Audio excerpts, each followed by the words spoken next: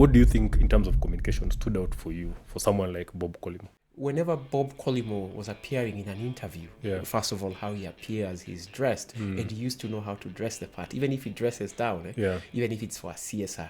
Effective communication almost forces you to become humble. There's an element of truth.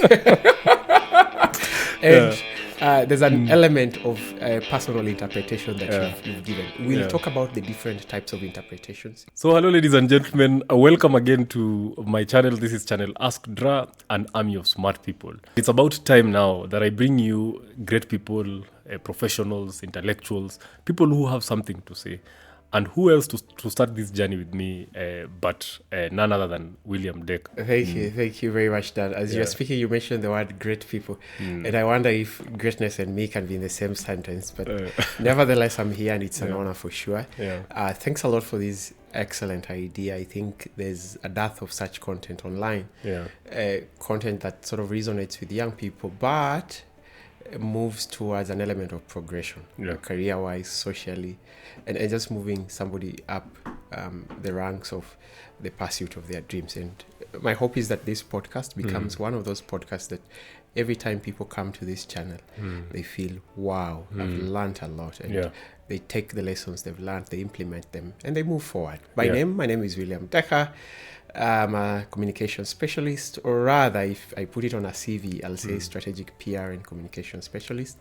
I add that PR because of public relations. I'm passionate about public relations, to which there's a thin line with communication. And of course, over time, we'll get to learn what's that thin line and how there's a convergence. I also introduce it so that I get a chance to also blow my own trumpet. I've won 2 awards as Young Public Relations Professional of the Year in Kenya. Repeat that again so that they can hear you again. Well, the trophies are just around here. So Young PR Professional of the Year would rather be like the Young Communicator of the Year in 2021, as well as in 2019. By aspects of career pursuit, I'm trying to lean towards development communication, and for which I'm currently pursuing my PhD in it. I've also pursued a similar one for my master's as well, development communication, angled it around health communication, as it's something I'm also equally passionate about. How can you change and improve the health of people by either giving them a voice or helping people take the right steps towards betterment of life? So that's practically me. In terms of practice, I've done this for a number of entities, some local entities, some multinationals, and that's pretty much what I do. So from just listening to you, Deka, it sounds like the kind of conversations we are about to have are directed towards communication. And I think communication is a very critical aspect of everything that we do in our lives.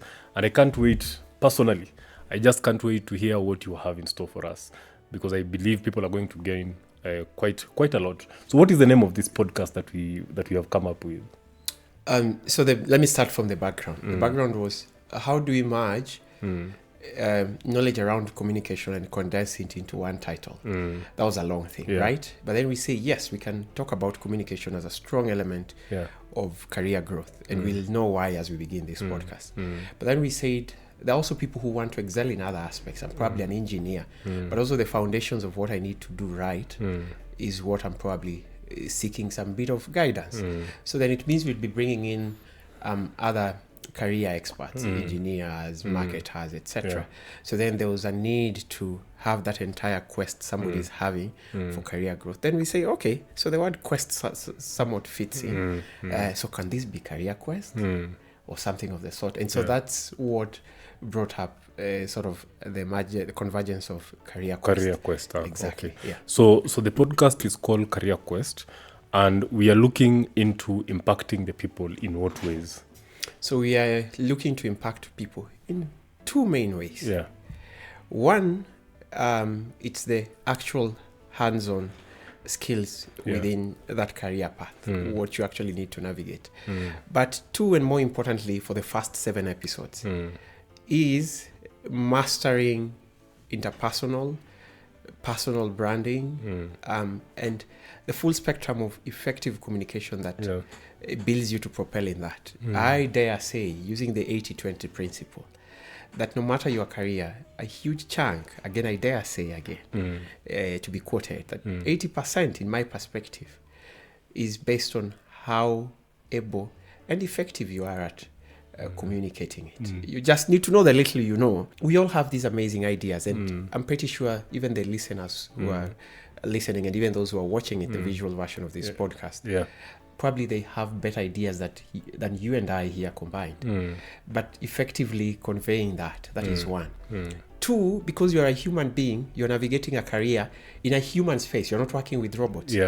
Human beings, our social constructs, our construct is made of those social interactions. That's what propel us. And if you look at in history, some of the world's greatest leaders, politically, and even from a corporate perspective, they have been great communicators. I've just mentioned some of the political leaders, right? Barack Obama. Yes, I can bring it here locally. Some of the top corporate CEOs we've ever had, Bob Collymore, God rest his soul, was an effective communicator. If you bring the likes of Titus Naikuni at KQ, when we had the Douala incident, the guy was an excellent communicator, and he helped us navigate that situation. It is interesting that you've mentioned Bob Collymore. I know we are about to get into the fundamentals of communication. What do you think in terms of communication stood out for you, for someone like Bob Collymore? I could list 7 things, but let me summarize them into 3. There's verbal communication, there's written communication, and then there's what we look at as body language, which of course comes with a lot of other things. There's what we call para-language, where even how I shake your hand, how I hug you, those elements communicate. There are lots of other aspects, haptic communication. There's communication and even how you use time, what time you come to a meeting, etc. So you'd find that Bob Collymore had an excellent mix of all these things. If Bob Collymore was talking, the element of articulation was standing. He would speak and you'd hear literally every word. You'd try to, which accent is this? But it's so clear, right? Whenever Bob Collymore was appearing in an interview, first of all, how he appears, he's dressed, and he used to know how to dress the part. Even if he dresses down, even if it's for a CSR, you'd actually see some element of oomph out of this guy. Whenever Bob Collymore was just speaking, you could see his facial expressions, how the guy brings in his hand gestures, etc. So all these elements you weave into one person, and they are all communicated and coordinated properly, then it exudes some level of excellence that people resonate with. That's why, for the longest time, it was so difficult to separate Bob Collymore from Safaricom. He clearly articulated the vision of Safaricom. But remember, Bob Collymore was working with an entire team of experts, technicians, board of directors, heads of departments. But they were doing their part, right? But at the leadership position, somebody who merges all this, communicates them to these teams, but communicates it to the world, that person gives us the excellence we so much admire and worship. He was a humble person. Is it possible to be an aggressive human being but still be good at communication? Because someone like Bob Collymore had a laid-back kind of a personality. And most of the time when you have a laid-back kind of a personality, you tend to be likable. Effective communication almost forces you to become humble, or you can still be an arrogant...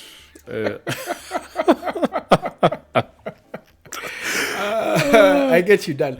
So I think that's supposed to be coming on episode 4, where we talk about assertiveness and confidence. There's an element of personal interpretation that you've given. We'll talk about the different types of interpretations into the confidence and assertiveness, and we get to understand the clear line between the two. I don't know why that thing is making me... Is it because I can relate or something? Yeah, exactly. No, I understand. You know, some of us have very strong personalities, so sometimes...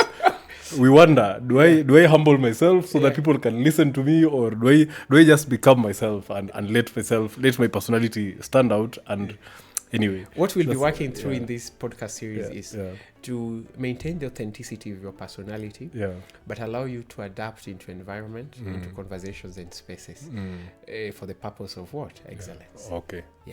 Thank you, William Decker. But the goal of our episode today, what are the fundamentals? What are the things that you have to understand or you have to practice for you to eventually become an excellent communicator? Thank you very much, Dan. And the good thing is this is not scripted, so I'll throw it back to you. If I gave you 3 aspects, because I could pick on one. Communication, we've said, is a full spectrum, 360.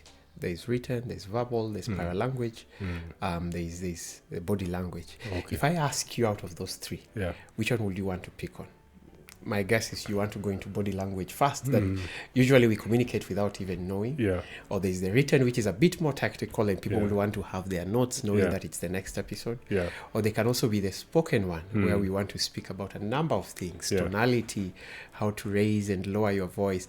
At what point can you never speak in a flat tone? And at what point do you actually emphasize a point by raising your voice? And at what point do you take a pause so that the lesson is learned? So if I asked you the 3, which one would you want me to just give initial basic fundamentals around? I think from at a basic level, most human beings want to know how to speak. So it is the verbal communication. You can just start with the verbal communication. Thank you. The answer will be so simple. I would say think. Think. Think. Yes, so it's usually the concept of think before you speak. This is going to do a number of things. 1, it's going to help manage your pace. 2, it's going to help manage your tone, because if you know what you are saying, you align your tone to it. 3, it's going to allow you to get what we need the most, coherence, so that you're not just speaking for the sake of speaking, but you're speaking so that there is a flow in what you are saying. But it also helping in getting clarity, that whatever you say, does it make sense? And then it can also help you in the element of being concise, so that you know, do I need to be very verbose and say a lot of things and say first and foremost? Those are too many words to just say, let me begin with, or fastly, etc. So thinking before you speak. My physics teacher used to make jokes that some of us in this class, you speak direct from the stomach. So he used to assume what you say comes from the stomach, and then it gets out because the mouth is tied to the stomach. Actually, it was my primary science teacher, not physics. So he used to make that joke that you speak from the stomach. You don't let it go to the head so that it is digested. So if somebody said something that would sound silly or not coherent, they say talking from the stomach. So then it gave that concept. You actually have to let it, assuming he was right, that for it to get to the mouth, it has to come from the stomach, then let it go to the head. But the analogy in that case is that taking a pause. So in case you are going to speak, speaking is in different elements. There's the speaking where we are speaking one-on-one, and that you probably have not thought through literally everything. But then there's the speaking that many people get tensed about. Is you're going to speak before an audience, before a panel, it's an interview, or you are a crowd of people who you respect. You can be speaking in the church, that kind of a group. And so it means you are aware in advance. So if you are aware in advance, you sort of first of all go through everything in advance. Practice, that simple statement that they say practice makes perfect. It's so good. You can never just assume that you are the most perfect human being on earth who can just talk from nowhere. So first of all, you arrange your thoughts. It doesn't have to be coherent. That when I go and I'm going to speak to my local community football club, I'm going to address them on why we need to raise funds for our t-shirts. The first thing is I'm going to ask them about the fact that we've not had costume or t-shirts or uniform, and we can't play in certain leagues. Then I'm going to tell them that for us to print a t-shirt, it's going to cost 1,000 shillings. Then I'll tell them, for us to raise these 1,000 shillings, this is what we need to do. And when we raise these 1,000 shillings, this is where we will buy them. So you see, you've arranged everything in advance. What this does, it gives you confidence that you know what you will say. So thinking through it in advance. If you can always take note of it, it's perfect. You've seen what if it was an abrupt request? An abrupt request. The same applies. You just need to take a few seconds or a minute or two. The mistake you should never do is to just instantly start talking. Even if you have to take 10 seconds, just think through it. Now that is one. Now go before the audience you want to speak to. If you're somebody who gets scared through eye contact, usually there's always a way you can maintain an eye level. Whenever I MC events, everybody, let me not lie to you, everybody, however powerful and strong they are, they get anxious before an audience. And these are probably some of the tactics they use. So you'll think somebody's looking at you, but they're not looking at you. But you're maintaining an eye level. So I'm looking just above your eyebrows. So I make sure I don't get the contact. But for you, you feel like we're having eye contact. And then you're nodding and it gives me because that eye contact, what does it do? What the eye contact does is, as soon as I see gets into your soul. Right. Thank you. You're a reader, I see. Exactly. Now that is one. When you are speaking, it's not just the speaking. It's about even your movements within that platform.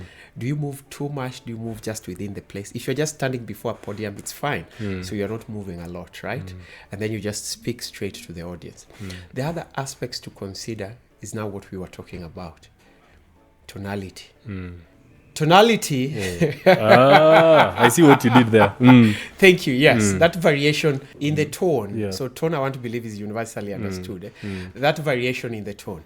I can speak with a lot of warmth as I am doing, or I can sort of stay a bit more calm because what we are trying to speak through is we are driving some sense. You know? Now that's why you find that a political rally, we are not speaking so much sense. We are creating euphoria. So if I'm here to create euphoria, guys, we must do this. We must win this election. So you are creating euphoria. You're not driving a point so strongly. And you know your masses are going to be moved by the euphoria. Namna gani? And you know those kinds of things, right? Then I've just introduced Namna Gani. You want to engage your audience. Audiences are good when they're engaged so that it's not one-way communication. It's not a monologue, or it's not what we call, we want asymmetric, two-way asymmetric communication, that I am engaging you. You're involving them. I should be engaging you in a way that you can nod or you can talk. Probably I'm not letting you talk, right? Because I'm the one talking. But I should be asking you rhetorical questions. And I say, Dan, young people in this country definitely want to progress to the next step. Or is there any young person who is listening today who doesn't want to progress? They just thought about it, right? Yeah, exactly. So you give people a chance to also have... So part of engaging the people who are listening to you is to make them think while you're talking.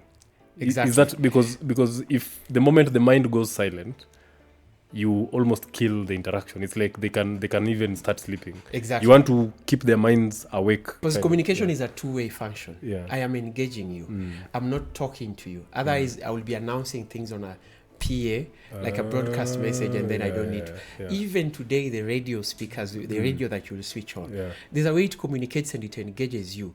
And they'll be asking you a poll at the end of it. What do you think about this? So that you feel like you're interacting. Part of the conversation. Exactly. But now let's continue with this person who is talking, right? There's that variation in tone, etc. There are also facial expressions and use of hand gestures without being too extreme. On tonality. What if I am naturally loud?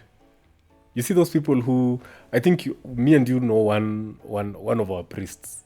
A very good friend of ours. My village mate. Your village mate. You know how loud he is. How do you make such a person work on or use tonality as a way of communication? How do they use it? Even their lowest voice still is above most people's voice. The answer is simple. Listen to this podcast. But anyway, what you are should not be an excuse for you not improving. You know, we are all born with different skills, gifts, and expertise. That I can be loud and probably I don't need the microphone, right? But then now, at this point, now we are understanding how do you use it to your advantage. That one day I'll use my loudness here, but there are places where I'll be loud and then I go down a bit so that then I communicate to this audience so that they're effectively understanding what I'm communicating. So I think whichever gift you have, whether it's the gift of speaking with a lot of oomph or the gift of being contemplative in speaking. So we are all merging today in this podcast and in the series that are coming and learning to understand that you could use those variations for speaking. Other features that people can use within verbal speaking is the use of pause. So as we talk, I pause and I let the point sink.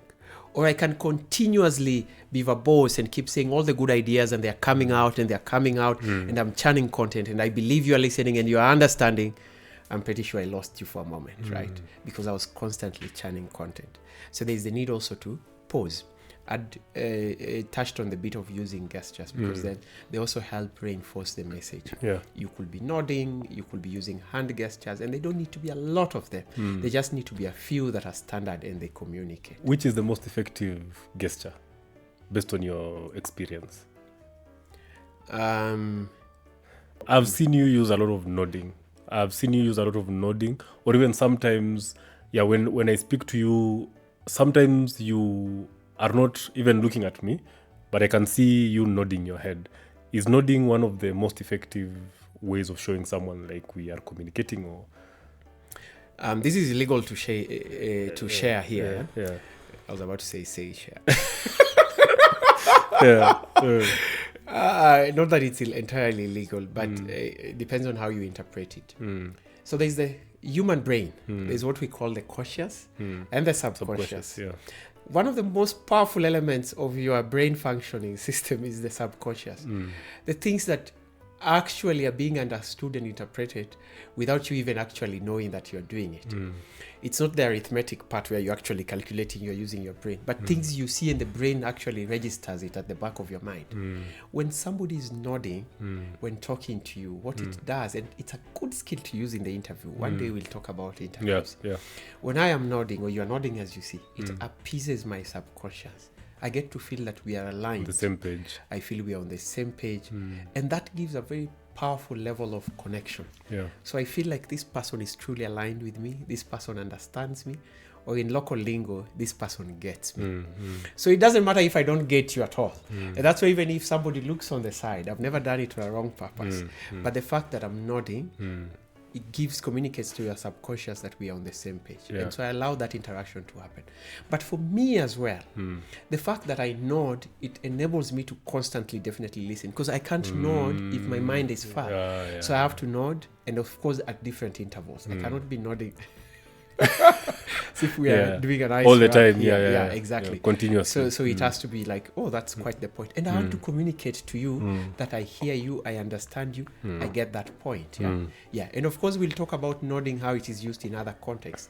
There are contexts where this nodding means this time of nodding. If you go across the Indian Ocean and go to India, this is a very good type of nodding, right? It communicates they are agreeing with you. And they're in agreement. Okay. As I was saying, but then come here and you are talking to me, and it already sort of displeases you that why are we not on the same page? Why are you not agreeing? Okay. So I had asked you, which is the most effective one based on your experience? I think because you've brought the nod, I've never really thought which is the most effective. I've been observing. Because I try to use all of them synchronously at the same time. But then that you've taken note, even look at it from a philosophical perspective. The nod, I think, transcends certain levels of understanding, because getting somebody to acknowledge that we are on the same page, I hear you and I understand you, and you're communicating to me, that extrapolates the level of mutual understanding. So I think it's a powerful one when used properly. But then hand gestures, you can always use a mix of them. My first point, my second point, or my third point, that kind of element. Hand gestures are always good. If you're speaking something solemn, the level of bringing your hands together, it helps somebody feel that you're actually engaging in the solemnity. If you're somebody who is widening your hands, you are opening up the world to the ideas, So the hand gestures, opening and closing them, as simple as they are, and of course always extending it towards the person you speak to, right? Yeah. Have you had an experience where someone communicates excellently and they never applied any form of non-verbal cues or gestures? Or do you even have anyone in mind who historically is a great communicator, but he was almost like just standing there and speaking? Are words that powerful enough to even communicate in the absence of gestures? Independently. And this is why we were speaking of oral communication. If it was oral before an audience, I think everybody who communicates perfectly always uses those. Even if you go to the age of the dinosaurs or the age of the biblical times, whether it's Plato, people of Israel, you have to mix all of them, and you have to mix the tone and all those. The greatest communicators, Winston Churchill, I admire so much, had the greatest speeches. If he was presenting them, they would be as good as when he wrote them. Because again, now we are separating, as you've just asked. If I come back to the written, Winston Churchill speeches will flow, because there's also a way you can communicate unwritten that flows perfectly, because you start from a level of people not understanding something, or you start from a punch. It matters whichever environment it is you want to start from. And again, one day we'll be speaking about written communication and speech writing, which is something I've always been passionate about. You get to understand there's a way you communicate them, and then there's a way it is delivered. And most of the time, if I ever put together a speech for somebody, I'll always sit with them to help them understand how to deliver, because I understand the two are different. When it's sent to the media as a speech, it suffices. When you come and stand before an audience, delivery is different. Okay. And is there any other fundamental element of communication that you want to communicate to people just before we proceed? So those ones were aspects of language. I'd wish people also take note, and in the coming episodes we are going to learn there's paralanguage and there's haptic. Haptic is related to the sense of touch. That if I shake your hand down, how I'm shaking this hand, how our thumbs are meeting here, it communicates. How I shake the hand, whether once or twice, as I look at you, as a smile, because those are facial expressions. Those aspects which are paralanguage, they communicate strongly. Is it conscious? Is it conscious or subconscious? There are two elements. When you meet someone and then you greet them. If I greet you like this, there's an aspect that is conscious and subconscious related. When I'm greeting you and I'm tilting it probably once, twice, and then I'm smiling, you can note my smile, right? It communicates at the back of your mind. This is a friendly person. This is a warm person. When I'm tilting your hand slightly a little at the end of the handshake, it goes direct to the subconscious that this is a superior person. I've left you feeling a bit intimidated.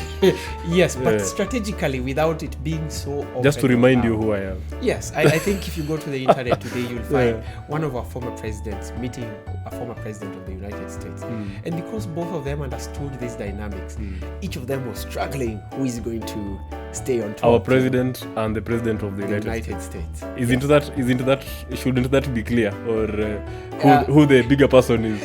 The problem is they both think they're big. It doesn't matter. Salespeople use these skills that a salesperson can come and use all the subconscious skills, and they tweak your understanding, interpretation, and warmth towards them.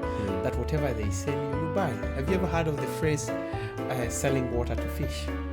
So that's some of the skills that people eventually use, and we hope when it comes to marketing, we'll get to understand some of those skills, and we need them also in human interaction.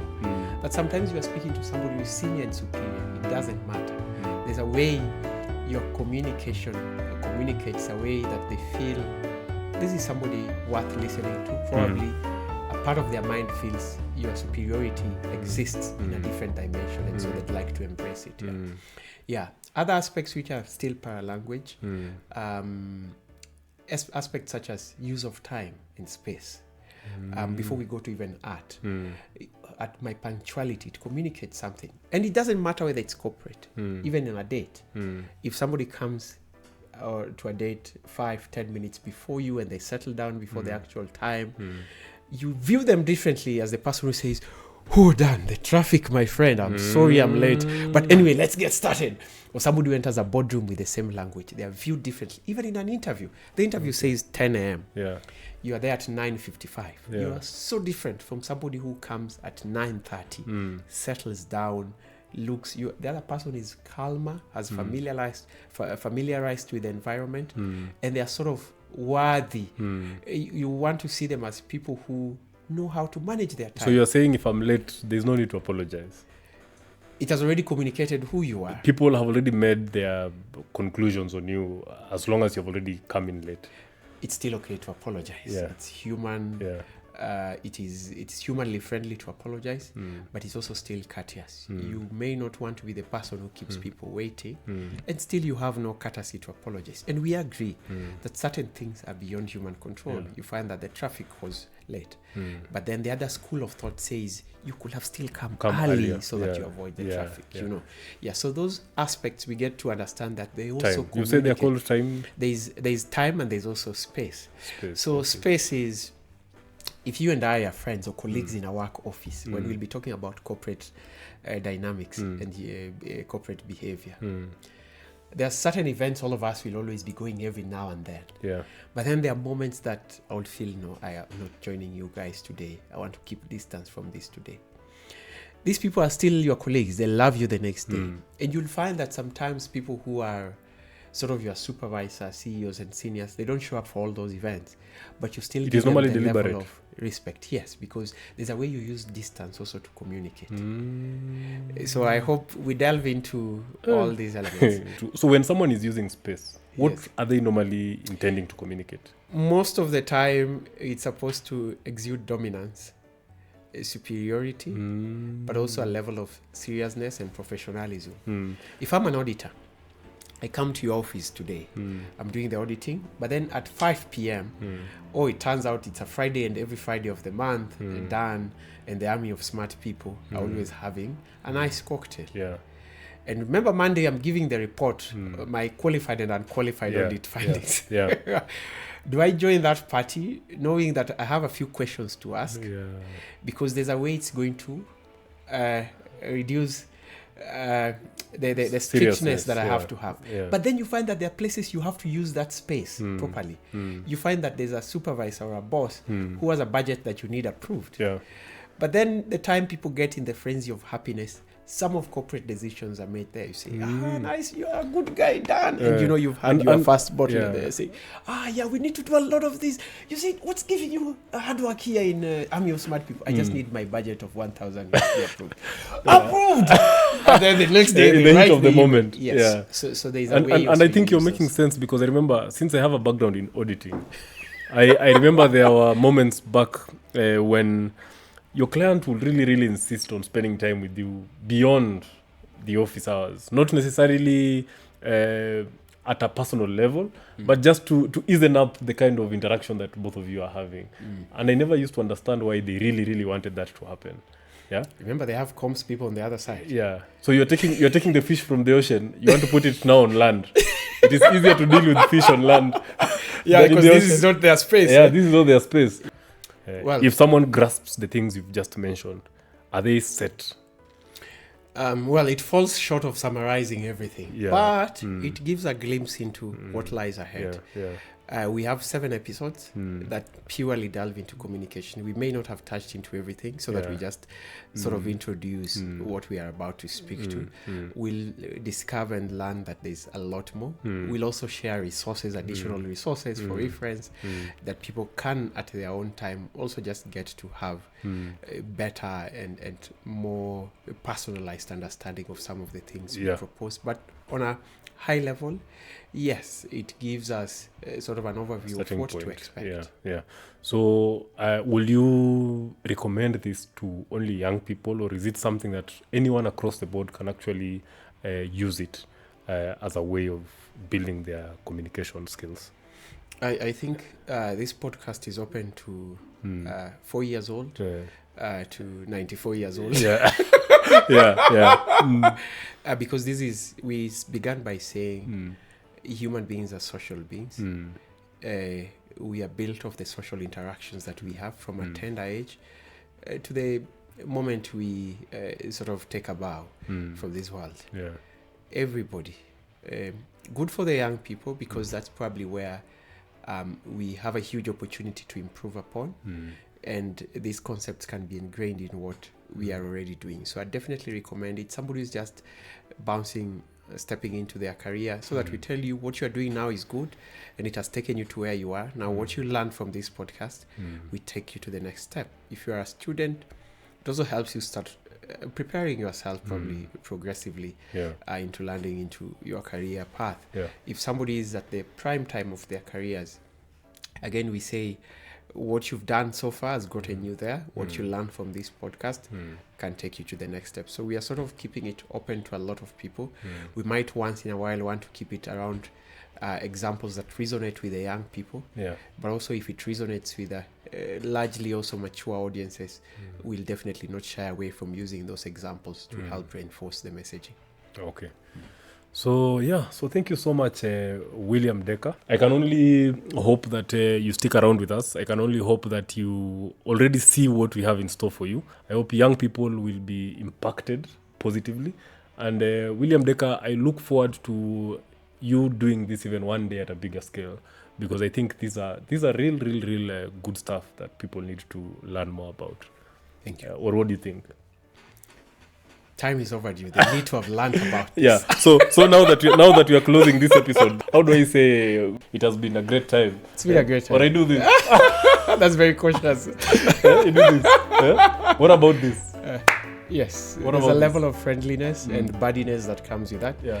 There's a level of formality that comes with this. Yeah. We get to learn and appreciate them. What about this? You've seen a young person going to somebody they admire, but they still want to do this. Yeah. You're encroaching a space that you've not created yet. Oh, okay. Yes. This or this is not a form of communication. You are so fearful you don't want to encroach. Just shake my hand, man. Yeah. Yeah. Thank you so much, Decker. Yes.